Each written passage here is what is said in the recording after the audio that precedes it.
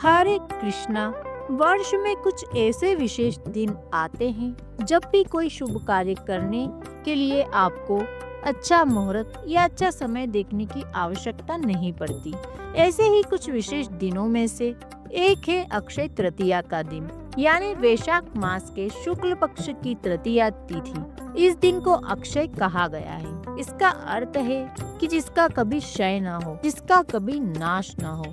यानी अक्षय तृतीया के दिन जो भी पुण्य कर्म या आध्यात्मिक कार्य किए जाएं, उसका कभी भी क्षय नहीं होता, उसका कभी नाश नहीं होता। जैसे भगवत गीता में भगवान श्री कृष्ण कहते हैं कि जो भगवान की शरण ग्रहण करते हैं वे शीघ्र धर्मात्मा बन जाते हैं और चिर स्थायी शांति पाते हैं। हे कुंती पुत्र, निडर होकर यह घोषणा कर दो कि मेरे भक्त का कभी नाश नहीं होता।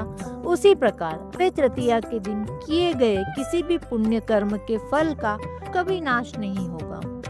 भौतिक संसार का सामान्य नियम तो यही है, अगर आप कोई पुण्य कर्म करते हैं तो उसका अच्छा फल आपको भुगतना पड़ेगा, और अगर कोई पाप कर्म करते हैं तो उसका बुरा फल भी आपको सहना होगा। हमारे जीवन में आने वाले सुख और दुख अंततः हमारे जन्म के ही पाप और पुण्य कर्म के परिणाम स्वरूप हमें मिलते हैं, और एक बार जब हमारे पुण्य कर्म का अच्छा फल मिल गया तो उसके बाद वह समाप्त हो जाता है। फिर से आपको कोई दूसरा पुण्य कर्म करना होगा। लेकिन अक्षय तृतीया के दिन ऐसा दिन है जिस दिन आप जितना अधिक मात्रा में आध्यात्मिक कार्य, पुण्य कार्य, जप, तपस्या, यज्ञ, भजन, कीर्तन इत्यादि करते हैं तो उसका फल जो मिलता है वह चिरकाल तक आपके साथ रहेगा, उसका कभी नाश नहीं होगा।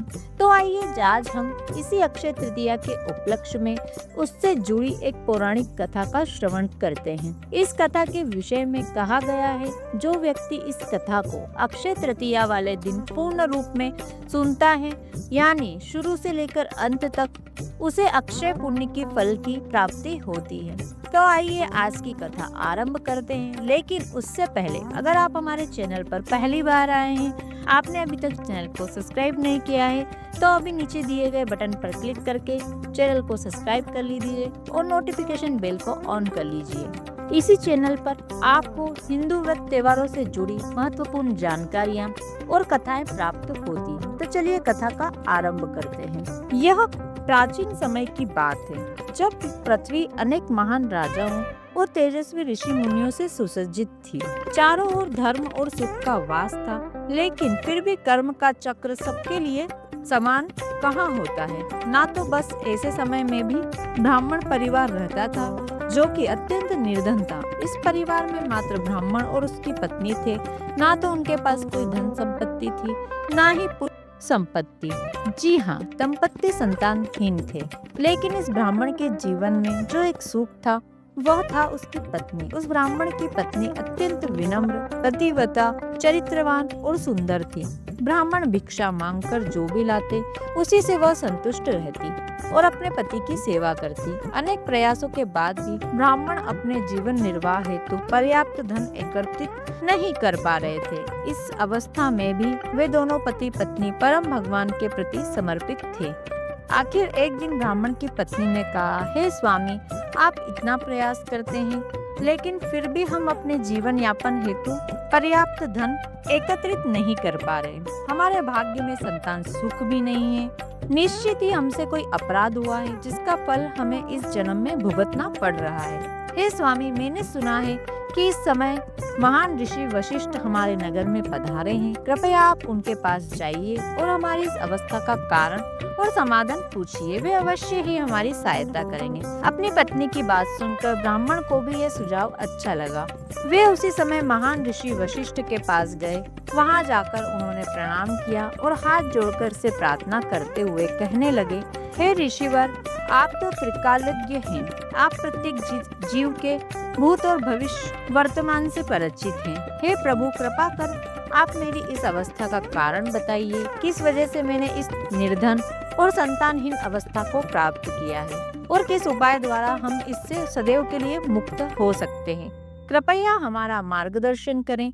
ऋषिवर ब्राह्मण की बात सुनकर ऋषि वशिष्ठ ने कहा, हे पुत्र, पिछले जन्म में तुम अत्यंत धनी थे और तुम्हारे अनेकानेक पुत्र भी थे, लेकिन उस समय तुम अत्यंत कृपण थे, यहाँ तक कि तुमने अपने संतानों के लिए भी धन खर्च नहीं किया।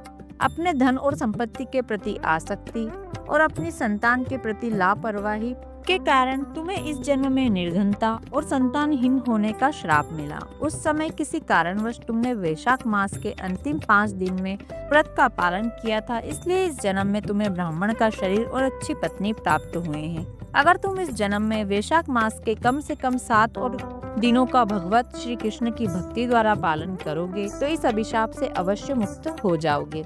और वैशाख मास के शुक्ल पक्ष में आने वाली अक्षय तृतीया के दिन परम भगवान श्री कृष्ण की पूजा अर्चना करो। ब्राह्मण ने वशिष्ठ की बात का अक्षरशः पालन किया और उसे फलस्वरूप वह ब्राह्मण निर्धन और संतानहीन अवस्था से मुक्त हुआ।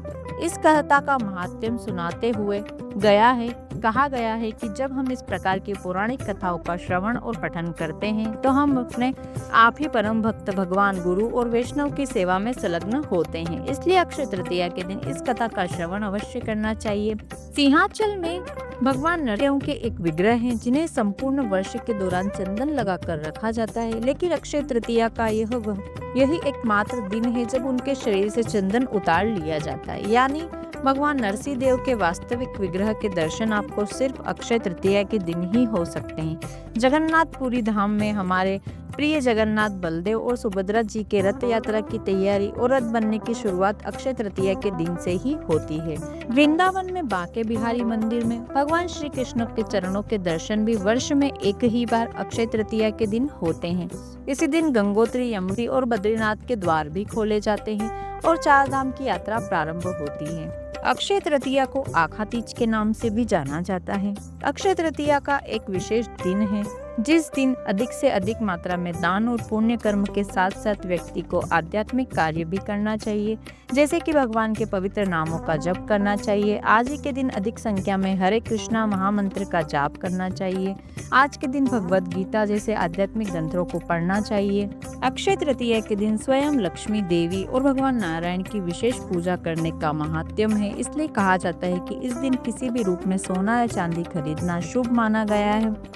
आप अपनी क्षमता के अनुसार सोने और चांदी की खरीदारी कर सकते हैं, चाहे वह आभूषण के रूप में हो या फिर किसी और रूप में। जरूरी नहीं कि कोई बड़ी चीज ही लेना है, आप कम से कम कीमत वाली चीज भी ले सकते हैं। इससे सौभाग्य की वृद्धि होती है।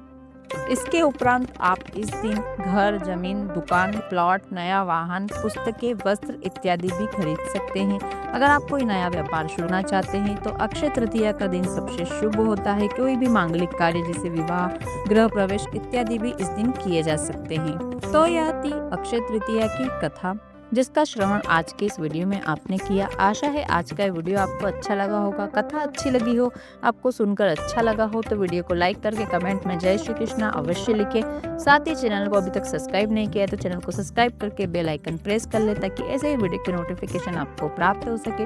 वीडियो देखने के लिए धन्यवाद।